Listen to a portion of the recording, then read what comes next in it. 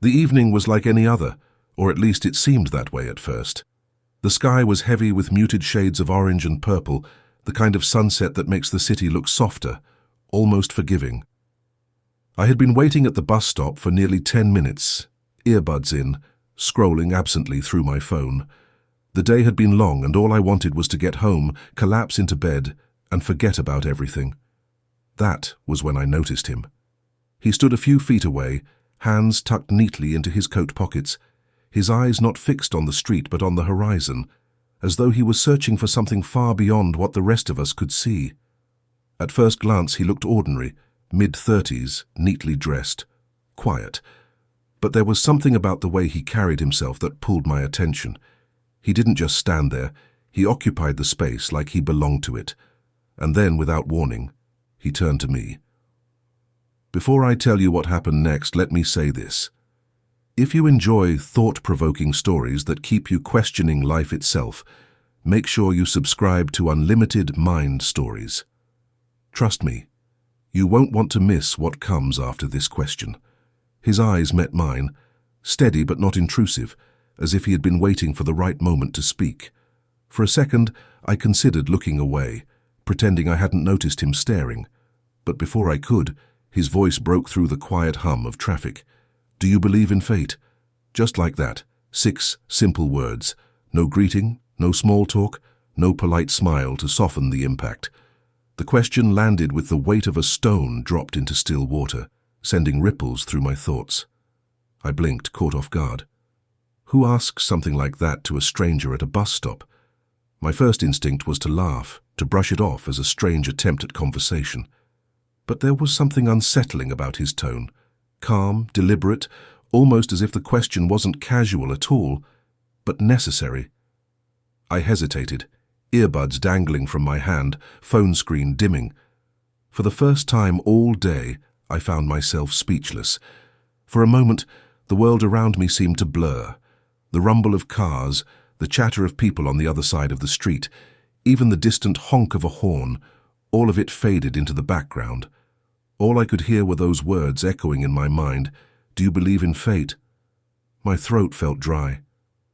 How was I supposed to answer a question like that, here at a bus stop, asked by someone I'd never met before? Part of me wanted to dismiss it, to say, no, fate is just coincidence, and go back to scrolling on my phone.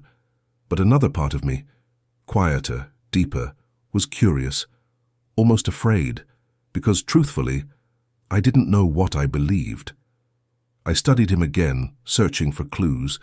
Was this a prank, some kind of social experiment, or was he genuinely asking? His expression gave nothing away.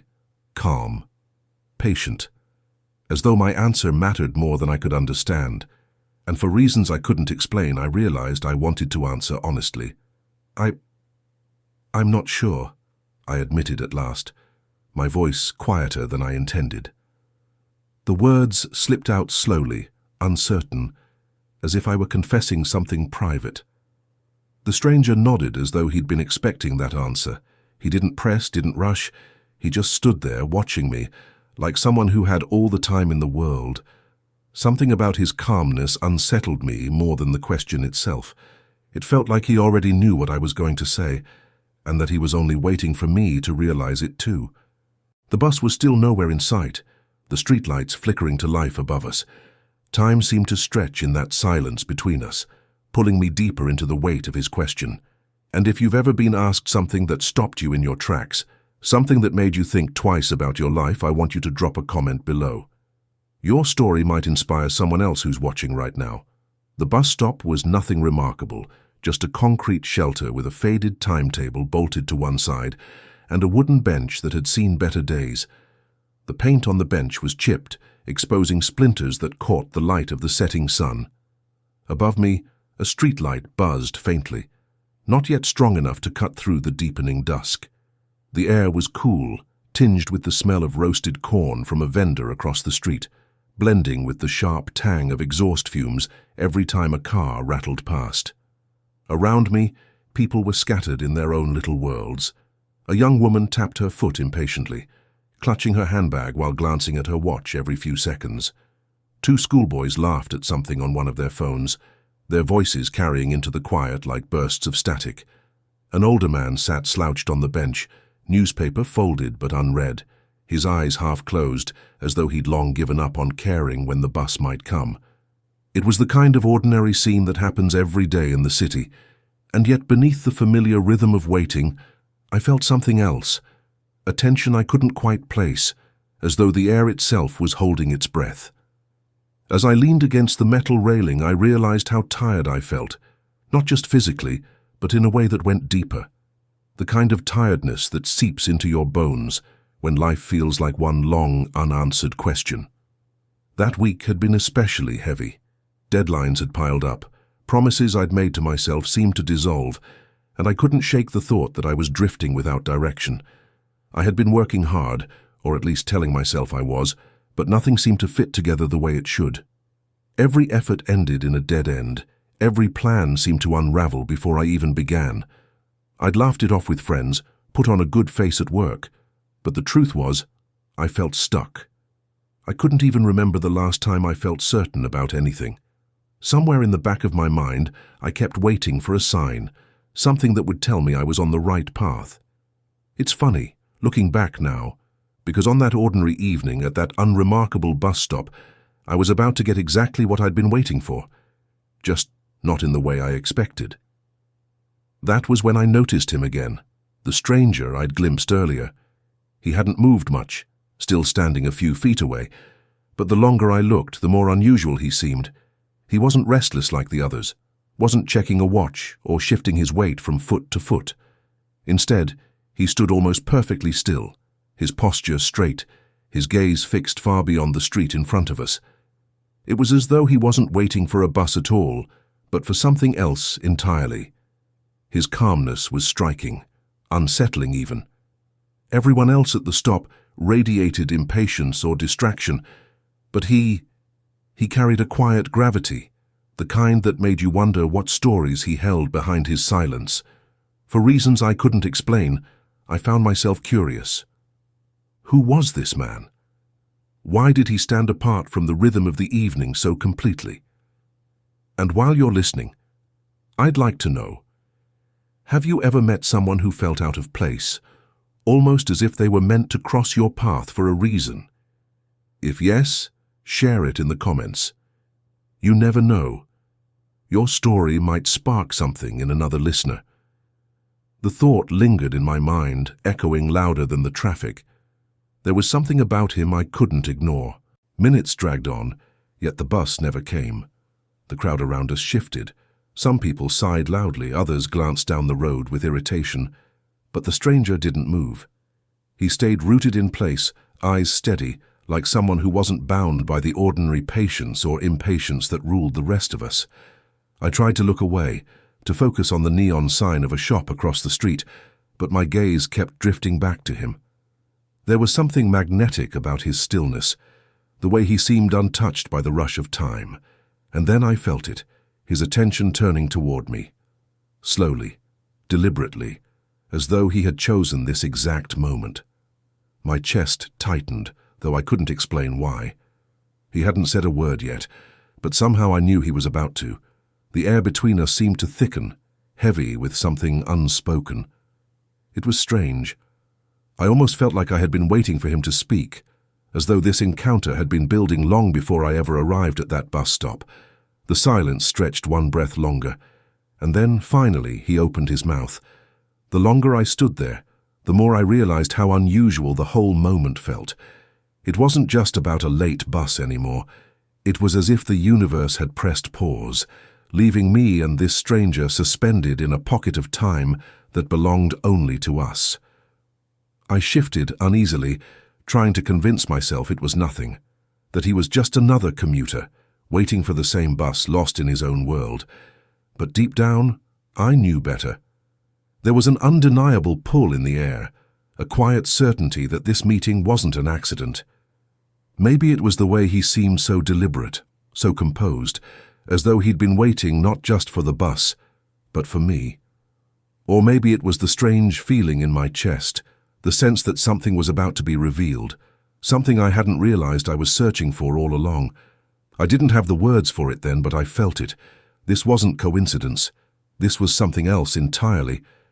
And just as that realization settled in, he finally spoke. He didn't ask for my name.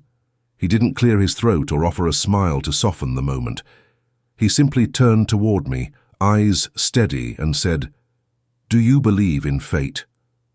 Hearing it again, clearly this time, felt like stepping onto a thin bridge in the dark. I glanced down the road, searching for headlights, for anything that could pull me back into the ordinary. Nothing. Just the slow drift of dusk and the hush that settles when a street forgets what to say. I don't know, I managed. I've never really thought about it. He nodded once, as if the answer belonged to him as much as it did to me. Most people don't, he said. Not until something makes them. His voice wasn't loud, but it carried, the way certain songs seem to find your chest and stay there. He didn't look like a preacher or a philosopher. If anything, he looked tired, like someone who had walked a very long road to arrive at this small question. "What makes you ask?" I said, surprised at how curious I sounded. A brief smile crossed his face, quick, unreadable. "Because sometimes the only way to see the pattern," he said, "is to speak to a stranger standing in the same place you once stood." The words hovered between us, fragile and deliberate, as if he'd brought them from far away and didn't want to drop them. His words sank into me like drops of water on dry earth. "The same place you once stood." I wanted to ask what he meant, but part of me was afraid of the answer. Instead, I said, "So, what happened to you? What made you start thinking about fate?" The stranger tilted his head slightly, as though measuring how much he should reveal. For a moment, his gaze flicked past me to the road, the sky, the empty space around us. Then he said softly, "A missed bus, years ago. One I thought I needed to catch. But I didn't." Something in his voice, low, deliberate, sent a shiver down my spine. A missed bus. It seemed too simple, almost absurd. Yet the way he said it carried the weight of a story far larger than the words themselves. And before I share what he told me, let me pause and ask you this. Have you ever missed something? A bus, a train, an opportunity, only to look back later and realize it changed everything? If you have, type yes in the comments. Your story might just connect with someone else watching right now. I swallowed, suddenly uneasy. "What happened when you missed it?" I asked. His expression tightened. "Everything happened," he said quietly. He drew in a slow breath, his gaze fixed not on me, but somewhere far beyond, as though he could still see that moment playing out in his mind. "I was late," he said finally. I had been running down the street, suitcase in hand, heart pounding. When I reached the bus stop, the doors had just closed. I pounded on them, begged the driver to wait, but he shook his head. And just like that, it pulled away without me. I frowned, waiting for the punchline. Missing a bus was frustrating, yes, but hardly life-altering. Yet the intensity in his eyes told me there was more. "I cursed my luck," he continued, voice heavy. "I thought the day was ruined. That bus was supposed to take me to the train station. That train was supposed to take me to an interview. And that interview—" He stopped, exhaling sharply, as though even now the weight of it pressed against his chest. I leaned forward without realizing it. "And what happened?" His eyes flicked to mine at last. "The bus didn't make it to the station," he said softly. "There was an accident on the bridge, everyone on board. They didn't walk away." The words landed like a stone in my stomach. For a moment I couldn't breathe. His words hung in the air, heavy and unshakable. An accident.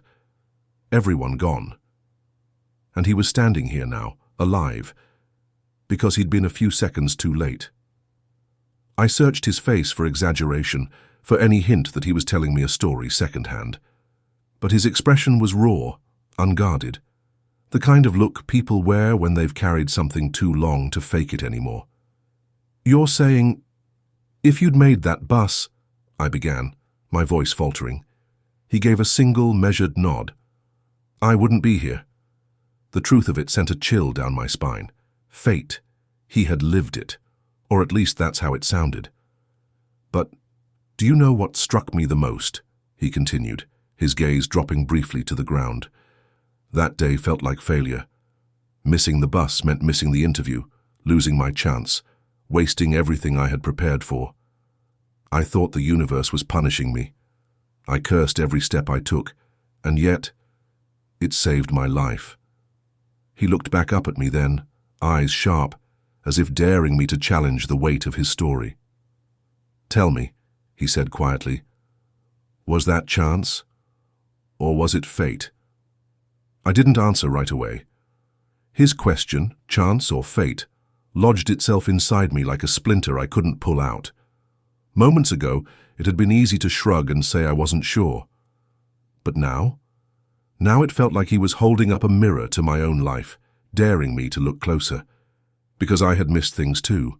A bus here, a meeting there, a door that closed before I could walk through. And I had cursed those moments, the same way he had. But what if some of them had saved me from something worse? What if the detours I resented had actually been the very paths that kept me alive? I thought of the choices I'd made, ones that had seemed like failures, disappointments, even punishments at the time. Suddenly, each one felt heavier, as though they might mean more than I'd ever allowed myself to believe. The stranger didn't push me for an answer. He just stood there, calm and steady, waiting. And in that silence I realized something that unsettled me more than anything else. I wanted to believe him. His story loosened something in my memory, like a door I'd kept shut without realizing it. The bus stop faded, and I was back in a different evening entirely. Rain on the pavement, my shoes soaked, a folder pressed under my arm to keep it dry.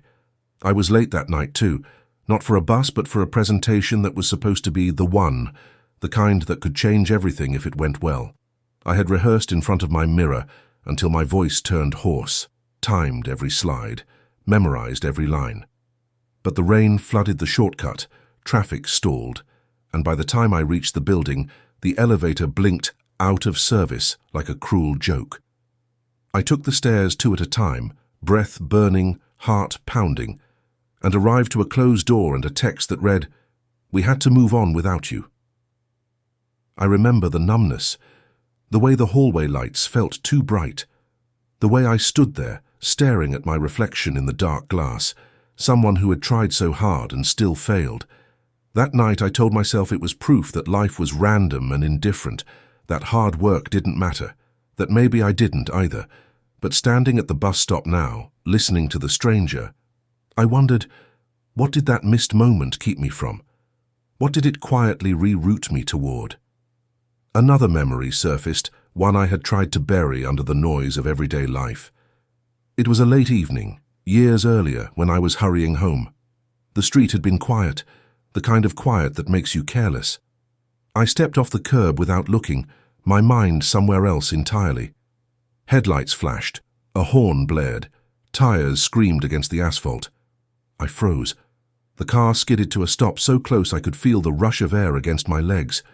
The driver's face was pale, his hand trembling as he gripped the steering wheel. He shouted something, maybe a curse, maybe a warning, but I didn't hear it. My heartbeat was thunder in my ears. I stumbled back onto the sidewalk, shaken, ashamed, alive. For weeks afterward, I told myself it had been pure luck, that if the driver had blinked, if the brakes had failed, if timing had been just a little different, my story would have ended right there on that cold stretch of road. But standing at the bus stop now, with the stranger's question lingering in the air, I wondered, was it really just luck? Or was someone pulling me back, keeping me here for reasons I still hadn't discovered? Then another memory surfaced, so different from the near accident, yet just as defining. It was the day I first met one of the most important people in my life. It hadn't been planned. I was standing in line at a small bookstore, arms full of paperbacks I couldn't really afford, when one slipped from my grasp and hit the floor. Before I could reach for it, another hand picked it up. I looked up to thank the stranger, and there they were, smiling, holding the book as if it belonged to them. We laughed, exchanged a few words, and somehow walked out of the store together. That brief, awkward encounter turned into coffee, then into conversations that stretched long into the night, then into years of friendship. Looking back, I often wondered what would have happened if I hadn't gone to that store on that day at that exact time. Would our paths have crossed somewhere else? Or would we have remained strangers forever, walking parallel lives, never knowing what we'd missed? Standing at the bus stop now, with the stranger's question echoing in my head, I couldn't shake the thought. Was that coincidence? Or had fate nudged our paths together, knowing I needed them, and they needed me? As each memory surfaced, I began to see them differently. The missed presentation, the near accident, the chance encounter at the bookstore, moments I had once dismissed as meaningless, random, or unlucky.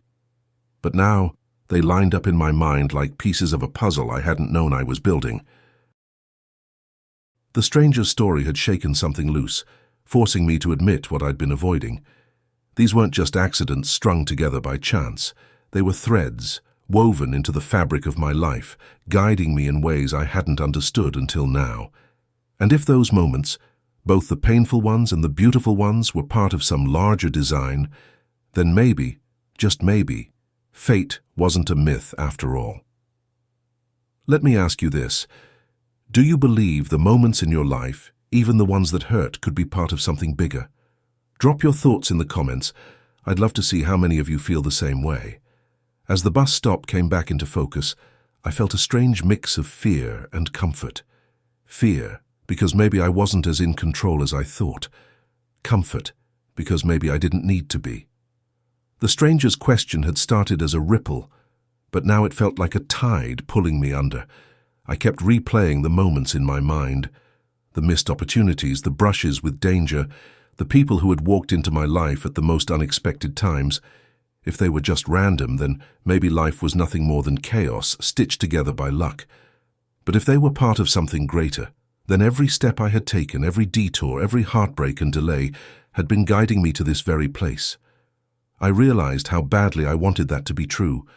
I wanted to believe there was meaning behind the struggles, that I hadn't been wandering aimlessly all these years, that the pain and confusion had not been wasted, but were part of some design I couldn't yet see.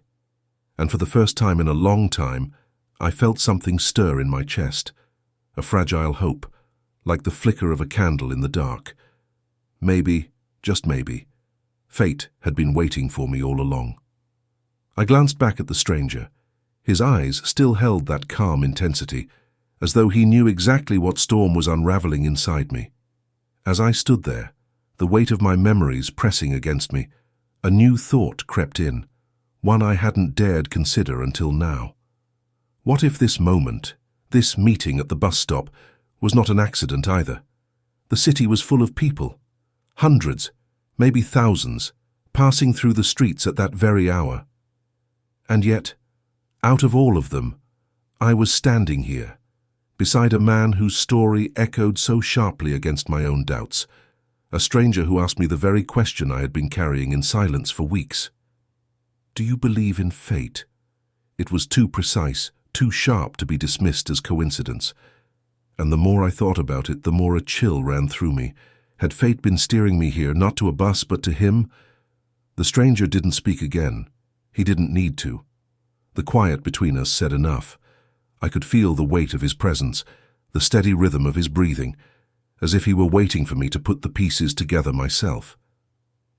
For the first time in years, I didn't feel like I was drifting. I felt guided. And that was both comforting and terrifying all at once. He didn't speak right away. His gaze slid past me to the edge of the street, where the shadows were thickest, as if he were looking for a doorway into the past. When he finally did speak, his voice was softer than before, but it carried a steadiness that felt unshakable. After the accident, he said, I couldn't step onto a bus for months. I walked everywhere. It wasn't the vehicles I feared, it was the arithmetic of seconds. I kept counting them in my head. 10 seconds earlier, 5 seconds later, one small choice, and I would have vanished with the rest. He swallowed, then continued. I missed the interview. Of course I did. At first I thought I'd ruined everything, but the company I was meant to join, it folded within the year. Fraud, lawsuits. I watched it on the news like I was seeing a future I had barely avoided. He paused, eyes narrowing just a touch, as if remembering a street corner, a doorway, a face. I took a temporary job instead, something I thought was beneath me. Filing papers, fixing printers, learning people's names because no one else bothered to. That's where I met her. Something in his tone changed, a tiny fracture almost invisible, but enough to let light through. She'd come in every afternoon with a cup of tea she'd never finish. She was good at noticing what hurt in other people. She noticed me. He turned back to me, and for the first time since we'd started speaking, he looked almost uncertain. "Do you want to know what fate feels like?" It felt like that first hello. "She wasn't supposed to be there," he said with a faint smile, the kind that tugged at the corners of his mouth but didn't quite reach his eyes. "She was just covering for a friend one afternoon. If I'd left early that day or taken another route, I never would have crossed her path." His hands shifted inside his coat pockets, restless now. "We talked about nothing at first. Weather, deadlines, the kind of things you forget the next day. But somehow, with her, the small talk didn't feel small. It grew into something I didn't know I'd been missing. She made the ordinary feel deliberate, like even a half-finished cup of tea had meaning if it was sitting between us." He paused, and for a brief moment the steadiness in his voice cracked. "If I hadn't missed that bus, I never would have met her." That thought kept me awake at night, terrified and grateful at the same time. Because what does that say about the way our lives fit together? That one missed step, one closed door, can lead you straight into someone else's arms. His eyes drifted toward the pavement, and the smile faded. But fate doesn't always give without taking too. The words dropped heavy, quiet like stones sinking into deep water. He drew in a sharp breath, as though steadying himself before stepping onto dangerous ground. For a while, I thought meeting her was the end of the story. The happy ending everyone searches for. We built a life together, small, fragile, but ours, and for the first time, I stopped questioning whether I belonged in this world. She made the answer obvious. His jaw tightened, the lines around his mouth deepening. But fate... He let out a humorless laugh. "Fate has a way of reminding you that it isn't always gentle." I stayed silent, the chill in his voice rooting me to the spot. "She got sick," he said finally, the words brittle, breaking as they left him. "A kind of sickness that doesn't ask permission and doesn't bargain. We fought it. God, we fought. But the tide kept rising, and no matter how much I tried to hold her above it, she slipped away." He paused, eyes glinting under the dim glow of the streetlight. "Tell me," he whispered, "was that fate too? Was it fate that gave her to me, only to take her back? Or was it cruelty disguised as destiny?" The silence that followed was heavier than any answer I could give. He let the silence stretch, as though giving me space to walk with him through the memory. When he finally spoke again, his voice carried a rough edge, like stone ground against stone. "Her absence changed me more than her presence ever did," he said. "I thought fate had spared me once, but when she was gone, I couldn't help but wonder if it had only been preparing me for the loss. I hated it. I hated the idea that some invisible thread was weaving my life without my say. For months I couldn't breathe without asking why. Why her? Why me? Why this?" He dragged a hand across his jaw, exhaling sharply. "But grief teaches you things you never wanted to learn. Somewhere along the way the hate dulled, and all that was left was this. I was grateful. Grateful that I had known her at all, that our paths had crossed, however briefly. That missing one bus had given me years I would have never touched otherwise." His eyes flicked to mine, fierce in their clarity. "So tell me," he said, "is fate cruel or kind? Or is it both at once, giving and taking in the same breath?" His words lingered between us, heavy with both grief and gratitude. For a while, neither of us spoke. The night sounds pressed in, the hiss of a bus somewhere far off, the soft buzz of the streetlight, the shuffle of feet as other commuters drifted away. Still, he stood there, anchored to me by the thread of his story. Finally, he said, "That's why I asked you." I blinked. "Asked me? Do you believe in fate?" His voice was steady, deliberate. People throw the word around like it's a game, like it's something written in fortune cookies or scribbled on birthday cards. But I wanted to hear it from someone standing where I once stood, someone still deciding what they believe. He studied me with unnerving patience, as if my answer mattered in ways I couldn't yet grasp. Because fate isn't just about the good things, he added. It's about the cost, about what you're willing to believe in, even when it doesn't play fair. His eyes softened just slightly. I needed to know if you could see that too. For the first time I realized this wasn't small talk, this wasn't random. He hadn't spoken to me because I was simply there. He had chosen me, deliberately, purposefully, and the question wasn't just his. Somehow it had become mine. The hiss of brakes cut through the silence, and headlights flooded the stop. The bus had finally arrived. People stirred, gathering bags, straightening jackets, shuffling forward with the weary relief of travelers who'd been waiting too long. For a moment, I thought the spell between us might break, that he would drift away with the others, leave me clutching only fragments of his story. But when I stepped onto the bus, he followed. We sat across from each other, the dim interior lights casting shadows across his face. The bus groaned into motion, and the city outside blurred into streaks of orange and white. I half expected him to retreat into silence now that his tale was told. Instead, he leaned forward, elbows on his knees, eyes locked on mine.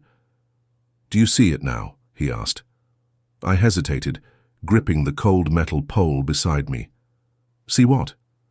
"That this ride, this life we're all on, it only looks straight, but it bends.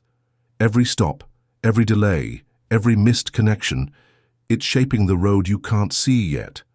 His words pressed against me harder than the sway of the bus. I stared out at the glowing streets, heart hammering, as if the city itself were shifting to match his meaning. The bus rocked gently as it rumbled down the avenue, neon signs flickering across the windows. Around us, people sank into their own bubbles, some scrolling through their phones, others staring blankly at the floor. To them, it was just another ride. To me, it felt like the walls of the world had shifted. The stranger leaned closer, his voice low but sharp enough to cut through the drone of the engine. "You've carried doubts," he said. "I can see it in the way you hesitate. But tell me, do you really believe all those moments in your life happened by accident? The near misses? The people who entered your story? The times you were spared without knowing why?" My fingers tightened on the pole. The memories from earlier, the missed presentation, the car that almost hit me, the friend I met by chance, they all flared in my mind like warning lights. "I don't know," I whispered, almost ashamed. He studied me for a long moment, then nodded slowly. "It's not about knowing," he said. "It's about choosing what to believe.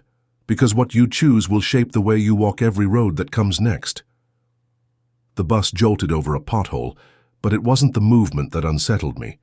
It was his words, settling deep into my chest, demanding an answer I wasn't sure I could give. The bus rattled over another bump, the overhead lights flickering for half a second before humming back to life. It felt symbolic, as though even the world itself was daring me to see meaning where I usually saw chance. The stranger didn't lean back this time. He stayed close, his words measured but unrelenting. "Listen carefully. At some point, every person has to decide whether they're drifting or whether they're being carried. One is chaos, the other is destiny. Which one do you believe in?" His stare pinned me in place. I wanted to escape into the blur of the city outside, but the reflection staring back at me in the glass looked just as uncertain. My chest tightened.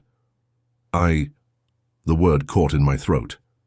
"Because if you don't choose," he said firmly, "life will choose for you. And when it does, you'll look back and wonder why you didn't claim your story while you still had the chance." The bus hissed as it slowed at the next stop, a few passengers shuffling out. The stranger didn't move, neither did I. I swallowed hard, the echo of his challenge ringing louder than the groan of the bus doors. Chaos or destiny, accident or fate. And for the first time I realized silence wasn't an option. The air on the bus felt thick, as though every passenger had vanished and left only the two of us suspended in that narrow aisle of light and shadow. His words still echoed, chaos or destiny, accident or fate. I realized then that my silence wasn't protecting me, it was exposing me. The truth was there, sitting in the pit of my chest, waiting to be spoken. My throat tightened, but I forced the words out. I want to believe it's fate." The stranger didn't move, but something in his eyes softened, the intensity shifting into something gentler. "Wanting to believe," he said quietly, "is the first step to seeing it." I leaned back against the seat, heart racing, surprised at how raw the confession felt. All my doubts, all my hesitations, had been peeled back until only that fragile longing remained. I wanted the missed moments to mean something. I wanted the pain, the detours, the chance encounters, all of it to matter. For the first time that night, I didn't feel like I was answering him.